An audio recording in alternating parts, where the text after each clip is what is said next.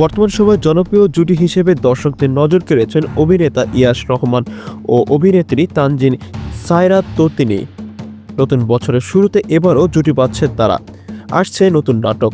জানা গিয়েছে কথা সাহিত্যিক ও নাট্য নির্মাতা মারুফ হোসেন সজীবের নির্মাণের কাছাকাছি দুইজন শিরোনামের নাটক দেখা যাবে ইয়াশ ততিনীকে। অবশ্যই মারুফের সঙ্গে ইয়াশের এটি প্রথম কাজ নয়। এর আগেও কথা, বন্ধু ও খুশির নামে দুটি নাটকে কাজ করেছেন ইয়াশ। নতুন নাটক নিয়ে ইয়াশ বলেন, সজীব ভাইয়ের কাজ আমার সবসময় ভালো লাগে। কাছাকাছি দুইজন নাটকের গল্পটি খুব সুন্দর, আশা করি সবার পছন্দ হবে। এদিকে নাটকটিতে অভিনয় করা নিয়ে টনিনি বলেন, প্রথমবার সজীব ভাইয়ের নির্দেশনায় তার টিমের সঙ্গে কাজ করা ভালো লেগেছে।